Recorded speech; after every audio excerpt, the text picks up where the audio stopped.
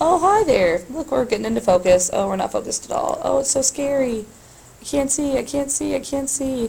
There we are. Oh, no. There we go. Okay, new nation,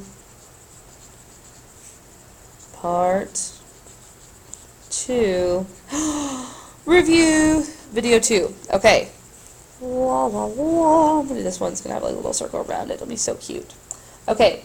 Um, like I said, I'm breaking up this review just so you guys have a little bit more of a clear understanding of what each section is about. Now for the Monroe Doctrine, or I say Monroe Doctrine, I mean President Monroe. Of course that's what I meant. I always mean the right thing that I say. For Monroe, the most important thing you're really going to need to know about him is his doctrine, Monroe Doctrine.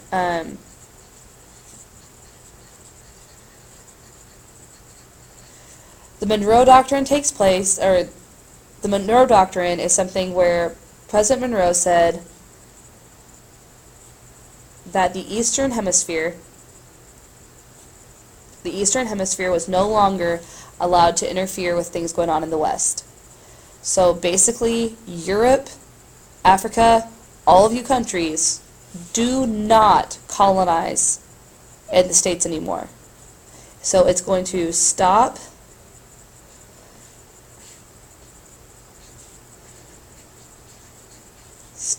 colonization.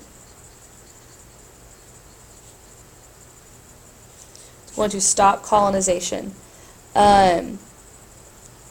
by European countries. It's going to stop colonization by European countries.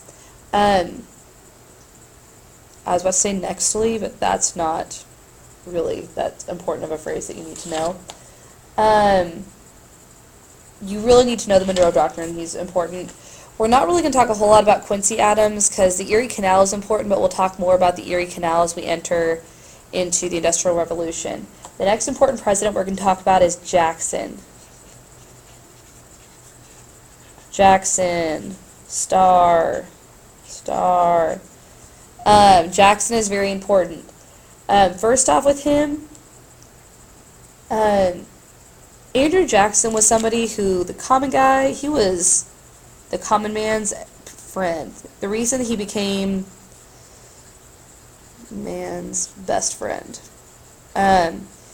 He was the guy that said, let the people rule, the people put me in charge, so clearly I know what's best. For being such a man of the people, he was a bit of a tyrant, but it's very interesting psyche that man had. So he's a common man's best friend. He says, I'm in it for the little guy. Average Americans get involved in politics because of Jackson, because Andrew Jackson was such a big deal.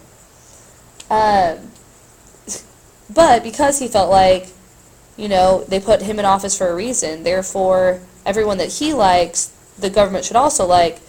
So he creates, or doesn't create, but really participate in something called the spoils system. And within that spoils system, he had something called, within his spoils system, I say there was something called, he had a kitchen cabinet,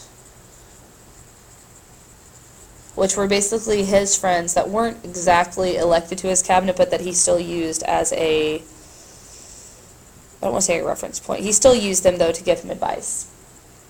I said him. He still used them. I feel like it's better phrasing. I'm all over the place. Bear with me. The next thing, the kind of crazy, sketchy, he is Andrew Jackson. He does really weird stuff sometimes.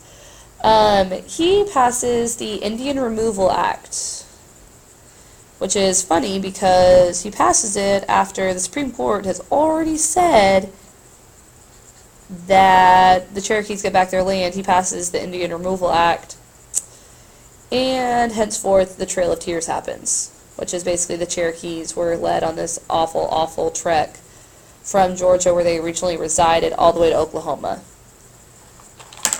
Is that all you need to know about him?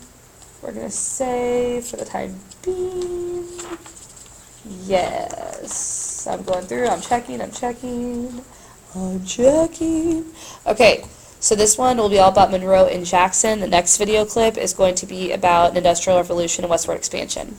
Alright, hope this was helpful. Talk to you later. Type on your computer, say, oh, it's so good. This is such a great video. Thanks for making it. We loved it. Yay! Because I know it's exactly how you talk when you type on the computer.